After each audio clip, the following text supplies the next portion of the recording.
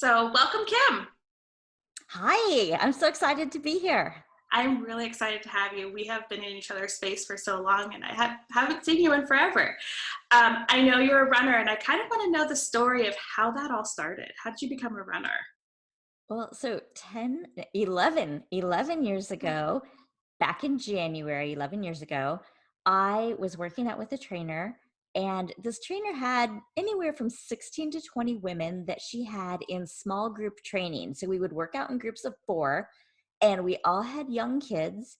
And if any one person got sick or couldn't make it or had a schedule conflict, instead of just canceling your session and losing your money, we all basically wove in and out of these groups. So we became a really tight knit group of, I have to say, there were at least 16 of us.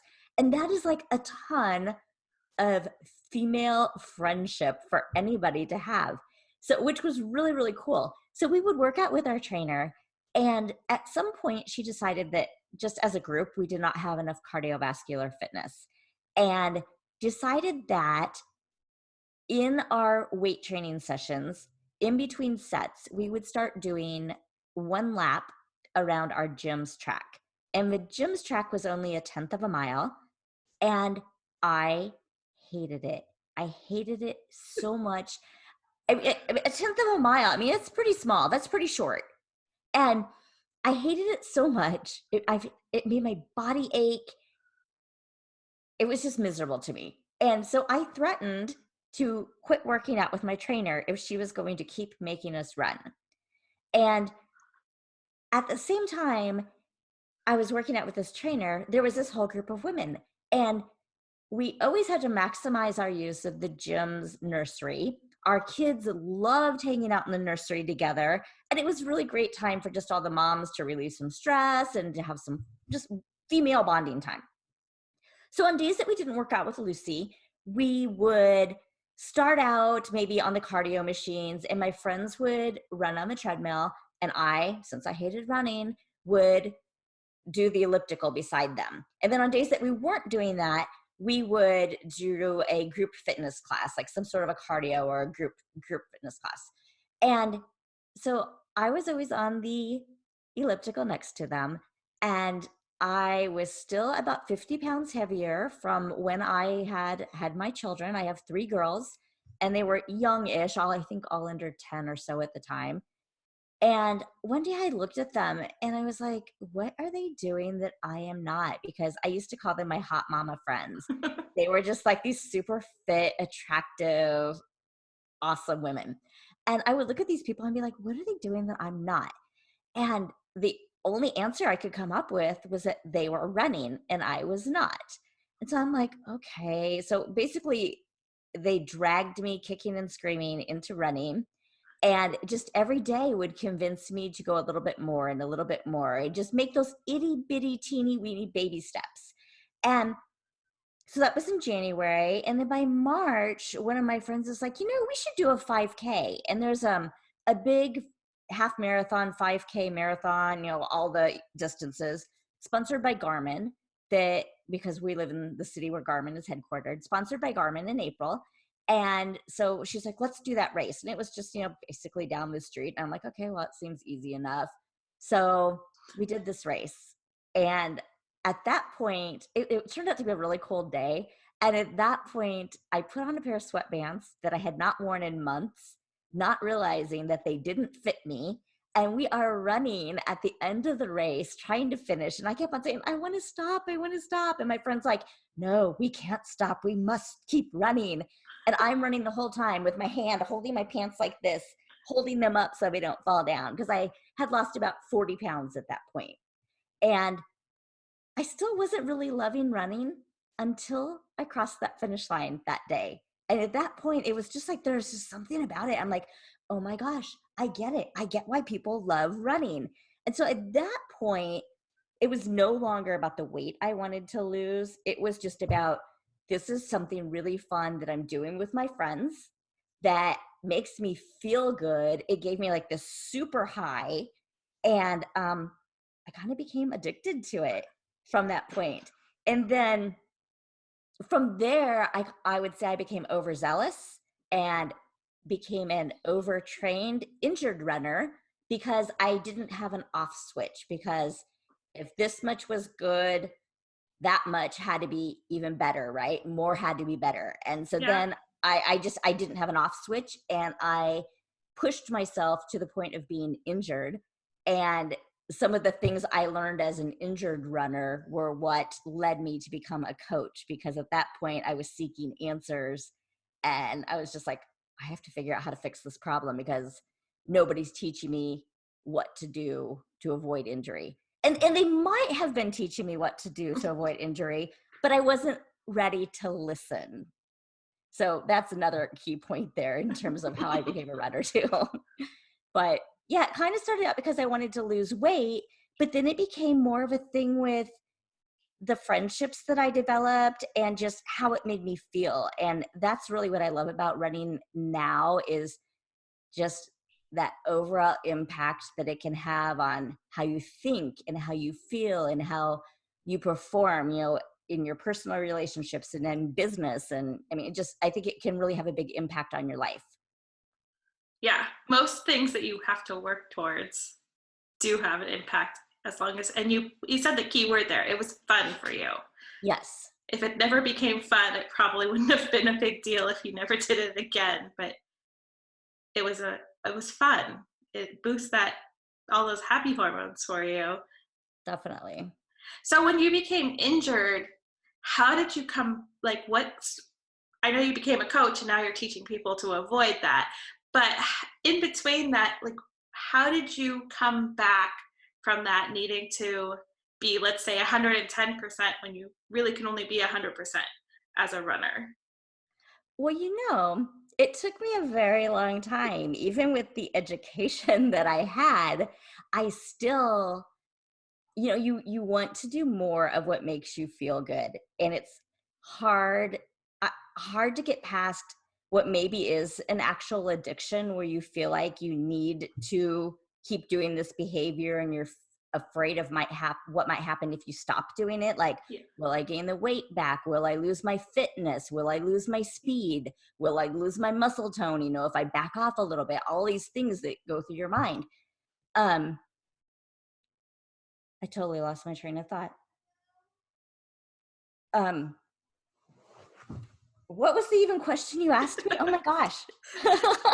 So that middle ground, Yeah. finding Oh, the, so I did go through some coaching programs and learns from some brilliant people, and I've done a lot of reading, I've done a lot of studying, but I think what really it made the difference and where I turned around was I had breast cancer almost not quite 5 years ago. I was diagnosed, it will be 5 years in June this year. And when I was diagnosed with breast cancer, I was forced to slow down. And throughout all of that, I realized that the speed wasn't what mattered. None of that mattered anymore. It was just doing it for the pure joy of getting out there and doing it and not pushing my body. And it forced me to listen to my body and to train according to the messages that my body was sending me, which is actually where I have a book that just came out. And that is where the whole message in my book is based, what we're calling responsive endurance training, teaching people just to listen to the messages that your body is sending you and to respond accordingly, adapt your training, your nutrition, your sleep, your training, your rest, all of it to the signals that you're getting from your body. that's awesome. And that's what you're coaching people through, I'm sure, too, Mhm. is like Yeah. finding those signals. And that's like, we're recording this during the time of shelter in place. And I feel like a lot of us with this pause are learning to check in with our bodies, because there's the time we don't have to be running at our lives, as I like to say it, so fast. We can actually Mhm. enjoy the process. So, when you're starting to train people how to check in with their body as a runner, like, what are some suggestions you have, or maybe for somebody who's just starting out so they don't hit that injury point? Well, so I like to encourage all of my runners to keep a journal. And I know some people are kind of put off by the idea of keeping a journal. It kind of makes you think of being a 13-year-old girl writing Dear Diary. But but I don't really think of it in terms of the Dear Diary of your youth. Although you could write those kinds of things, because the key is to get in touch with the thoughts and the feelings that you are having, in addition to just like, how is your body responding? So, some of the things that I will have people do is first get a journal, and it might be just like a notebook. I like people to get a 3-ring binder and hole punch papers, because while you're starting out, you don't really know what you're going to want to track, or what order, or what you want it to look like, or how creative you want to be. So I'm just kind of like, don't worry so much about what it looks like. Just get some paper. And I like colorful little pens, like the fine point Sharpies, and just get some paper and start writing. And then every day when you wake up, ask yourself, a simple question that might be as simple as, how did I sleep last night? Or what are my goals today? How do I feel about my training that I'm going to do today? Because if you're not excited to do your training, there's probably a problem there that we need to explore. And if you are dreading going out for that run, well, why are you dreading it? Because if you start to dread it, you're not going to put the right amount of effort into it. And you're also going to be more likely to stop training and bail on your training plan. And so, I encourage them to ask themselves things like that. And I think it's really important too, if you get in a cycle where, let's say you're not even hardcore training, you just set a goal that during this shelter in place, maybe you and your family want to train to be able to walk a 5K by the end of the summer. Maybe that's your goal. And you're not even going to run, you're just going to walk. So every day you would write down what your goal is, what you actually did, how you felt about it, maybe the thoughts that you were having while you were training, were they positive or negative? How did you feel when you were going up that hill? Were you like, oh my gosh, I hate hills, hills suck? Or were you like, hey, that hill's going to make me stronger? All of the ways that you think about things have an impact, that they affect your attitude moving forward, your attitude about training. So it's important to track those kinds of things. So tracking that, how did you feel after you got done? How did you feel the next morning when you woke up?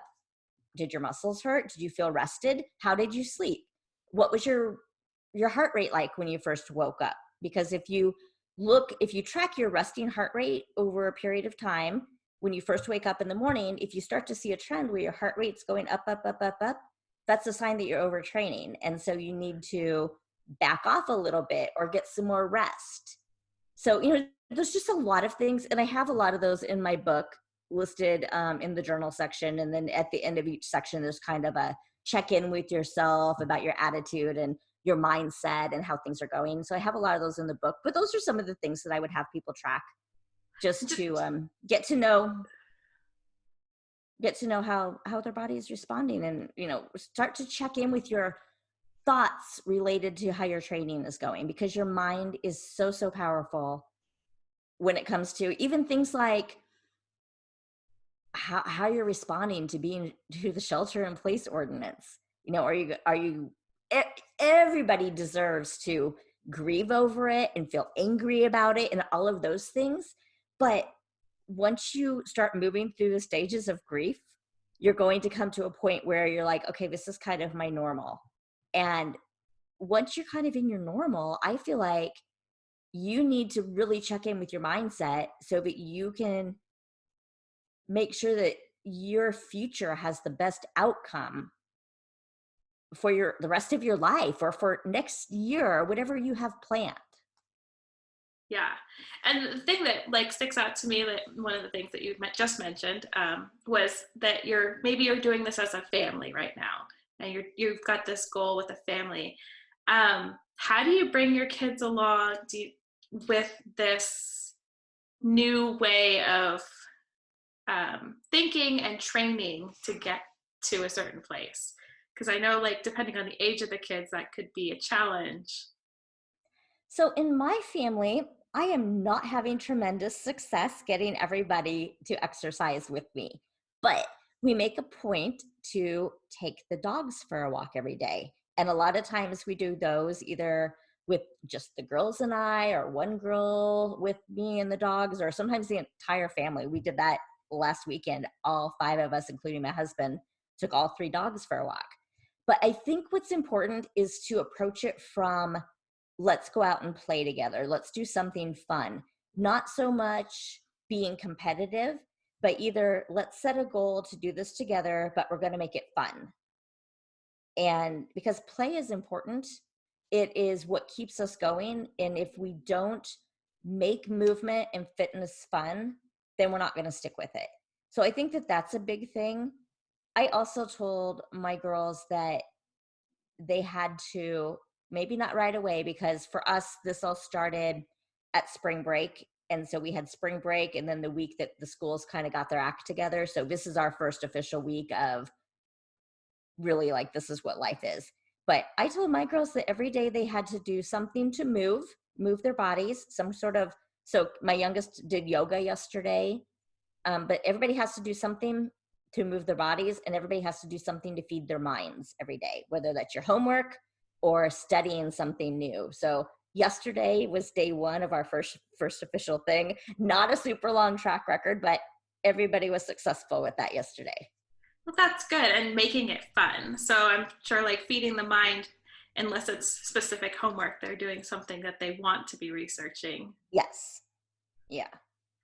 And I love that it's become like a community. So, like, because a lot of our communities have been taken out of our lives, besides wonderful Zoom calls and the phone, it's nice that you're creating that community in your family by having that goal to do things together.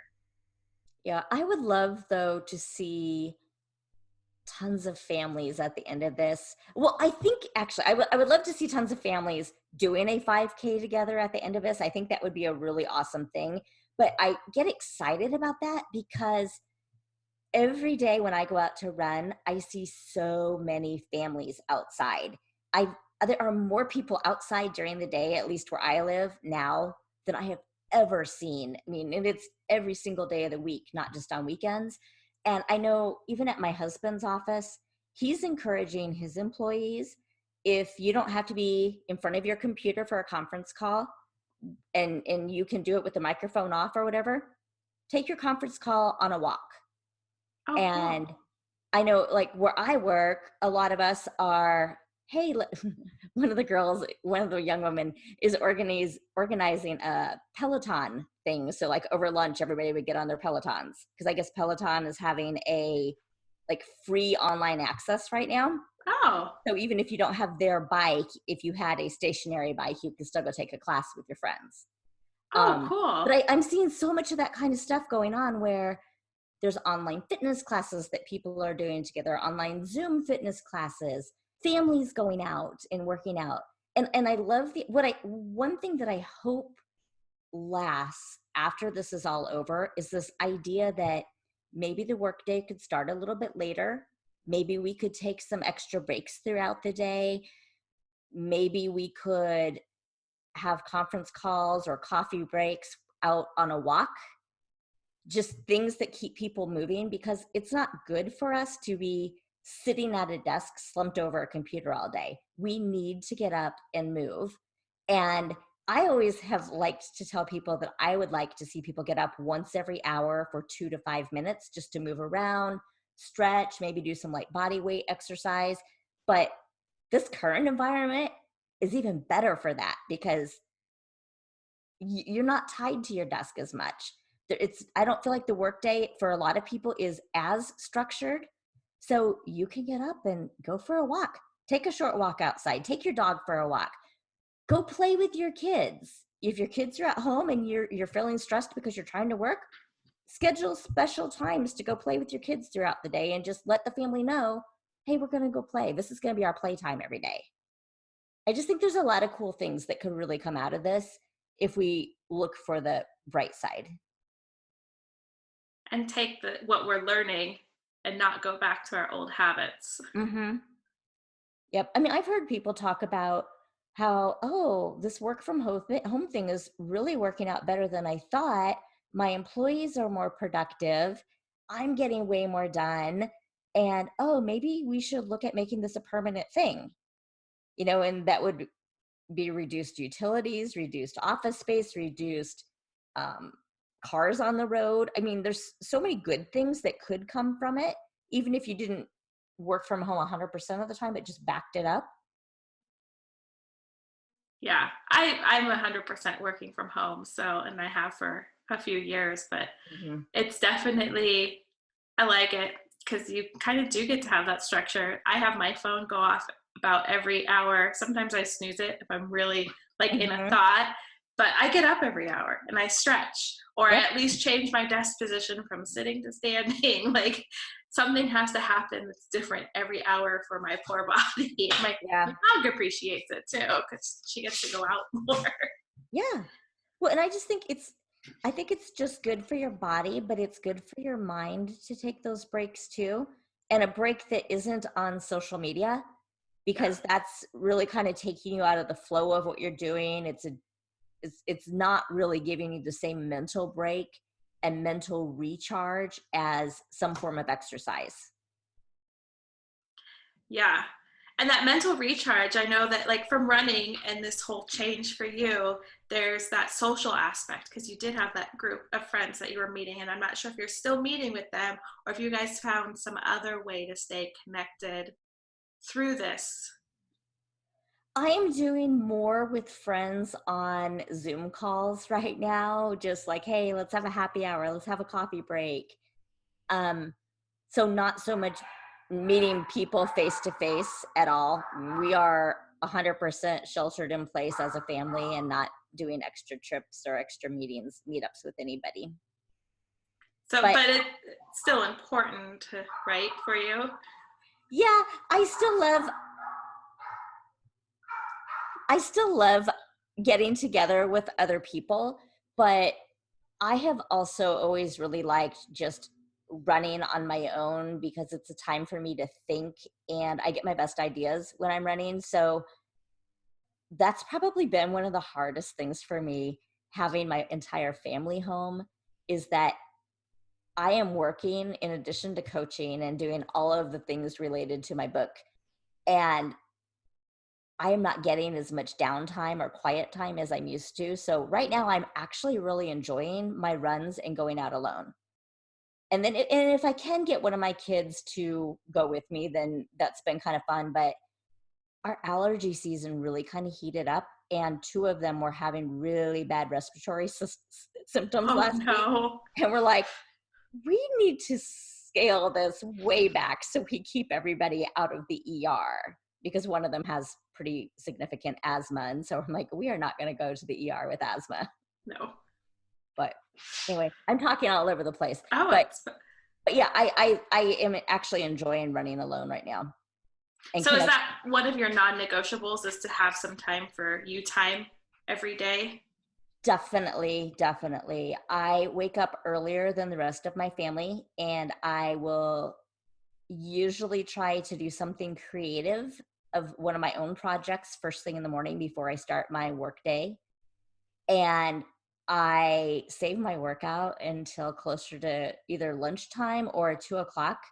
It seems like ever since I went through breast cancer treatment, my body is not a morning person body anymore. And I'm on a hormone blocking drug that prevents breast cancer or helps prevent breast cancer recurrence.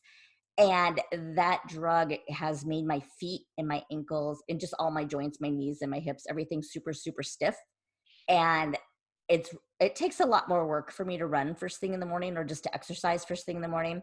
So after I'm up a couple of hours, then I'm moving a lot better and then it doesn't hurt to run and then I enjoy it. That's awesome. So it really is like it taught you to connect with your body, even though it was not the best experience to go Yeah. through.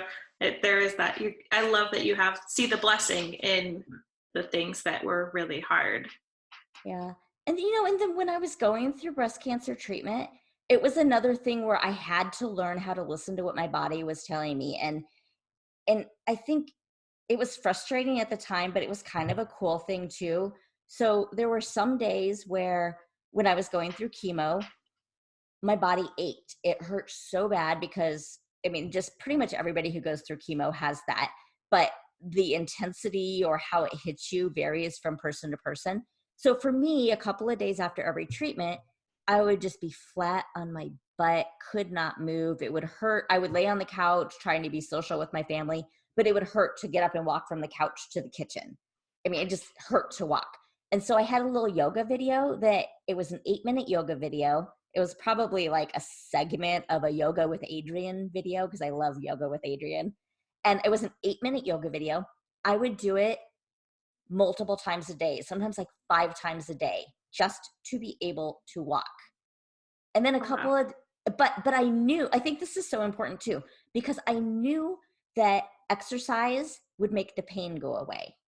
And so I did it, which I think a lot of people, oh, my body hurts. I don't want to move. I'll just stay here.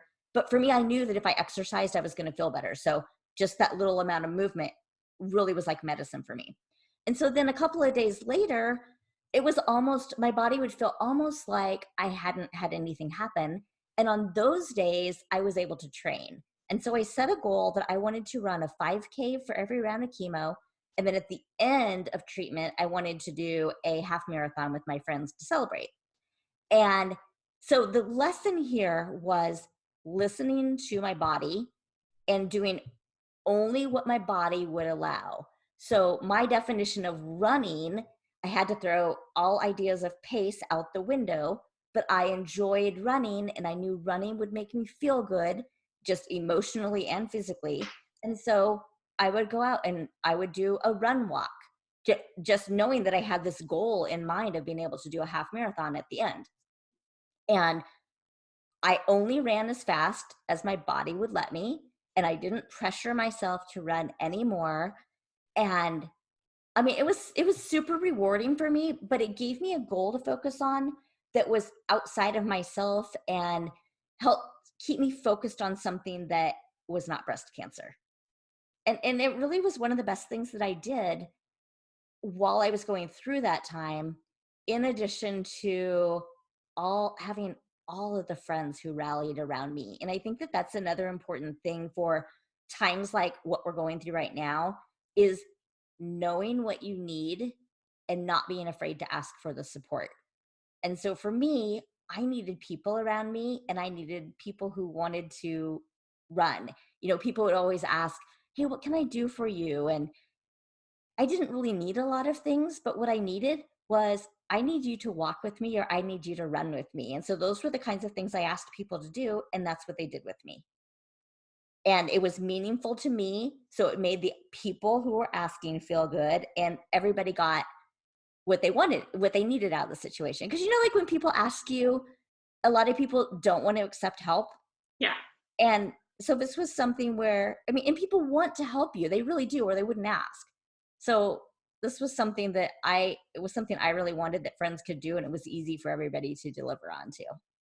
That's really exciting. And being that I have like the chronic pain background, like in my training for like pain management and things like that, that movement, like you were saying, is like, even though it's hurting, it's good to start moving and to connect with people. Those are like two main things in anyone's pain journey. Hmm. To like, if you want out of this, these are two things you have to focus on. Like they're non-negotiable. So you gotta keep moving and you gotta connect. Yeah, and I think it is important to mention that I'm not talking about don't run to the point of hurting yourself, don't work out to the point of creating pain. This is like gentle movement that is designed to alleviate pain. Yeah. There's a difference, just for anybody who's listening who thinks I'm talking about doing something crazy and hardcore. Yeah, but that movement is like, I mean, like you said, you were in a lot of pain, but you were still doing that yoga, that 8-minute yoga. Hmm. Like that is so important. And I bet that speeded up your recovery because your mental space and your body was getting, but you were able to probably manage things a lot better than you wouldn't have been able to do if you just let yourself be in that state of I'm broken. Definitely.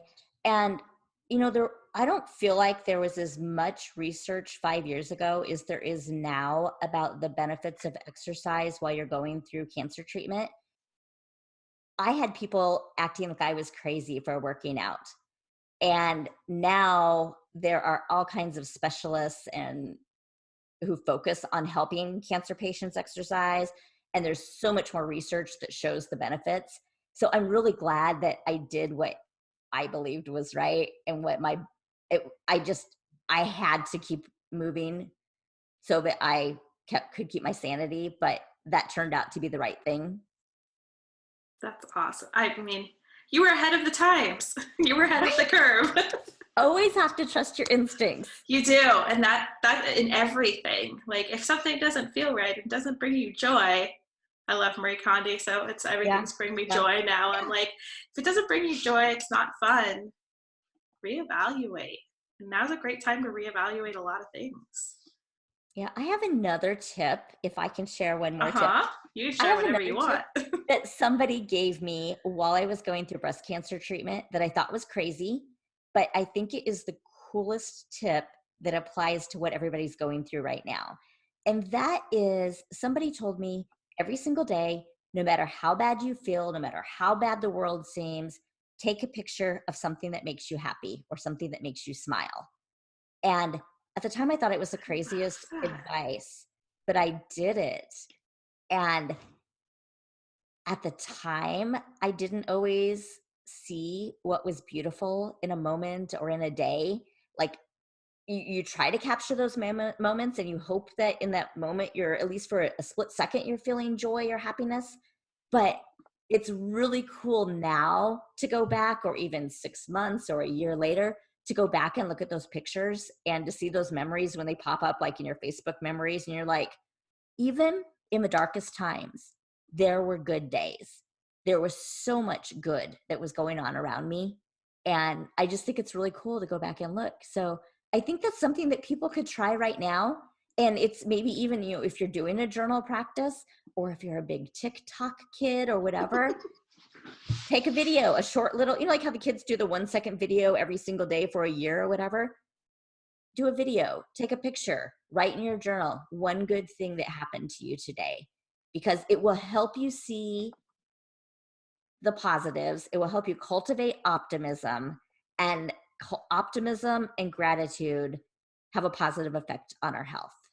And so all of those things combined are great strategies for surviving challenging times. Which we definitely have one of those we were thrown into a whole new situation. Right, and we don't just want to survive challenging times. We want to thrive in challenging times. And I'm so excited. That's like what you offer to your clients, the people that end up in your space, in your community.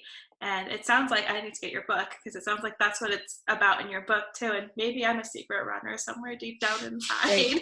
I think I need a coach though, that like a form coach. I don't know if there's such thing as a running form coach, but I think I might need one of those, and I might enjoy running again, because everyone laughs at me when I run. They're like, that is not running. Oh, but see, I think that's another sad thing, is when you let people inside of your head and you let those negative things affect what you're doing. Like if you're enjoying running, no matter what your form looks like, who cares? Because real runners are excited to see somebody else out running, no matter what level they're at, what experience level, what they look like. I mean, runners, when you drive by somebody jogging on the side of the road, you're jealous because they're outside and they get to run while you're in your car. So, I mean, I don't know. I wouldn't let what somebody else is saying bother you. But if it doesn't feel good, then definitely that's a good reason too. It doesn't feel good, which is why it's always flailing. You could tell there's something off. It's like, no, we need to fix it. It was just like everything. It's like sometimes if you want to move forward, you need help. Like it's hard to do things alone. Yeah, that's a good point. Which is why I think it's important to be in your space. Thank you. So that you can keep moving forward.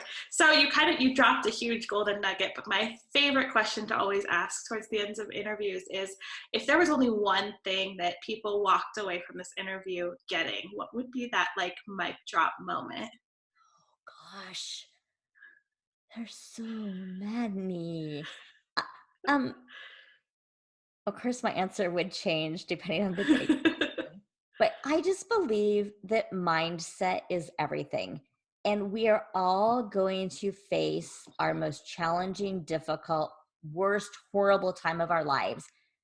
Everybody is going to have something that feels like that to them. But it is what we do with that situation that matters. What we do and how we proceed is what is important, because everybody has a bad time. Everybody has something hard and tough that happens to them. But our mindset is what gets us through that. Yes, your mind is everything. So if people want to get into your space or grab your book, where can they find you?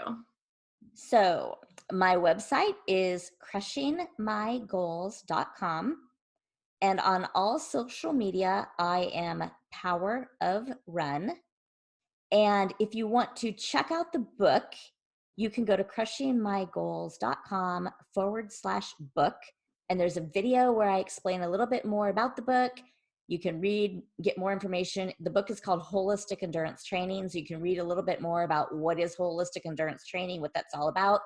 And if you fill out the form on that page, you can get bonus resources after you've purchased the book. And just from the main page of my website, you can get all of my access to all of my free resources. And I have a free online community that's called Power of Run Strength Challenge, just because I never changed the name of the group from all the years ago when I started it. But it is kind of like just like a support group where I am using it right now just to keep people moving. We just finished up a 30 days of movement challenge. And I'm just trying to keep people moving every day and staying positive and leaning on each other for support, because I think even though I push all this positivity and all the mindset, and that's kind of one of the things I'm all about, that doesn't mean you have to be happy every day. Sometimes you struggle, and it's okay to struggle. And so on the days when you're not feeling great, on the days when you are struggling, I hope that people will come to that group and get support. And on the days when you're having an up day, I hope you'll be somebody who can help lend support to others. I absolutely love that. And I will make sure to have everything on how to get a hold of you and your book all in the show notes too, because again, that movement right now, that power of run, I love that, is, so important to make it through this thriving.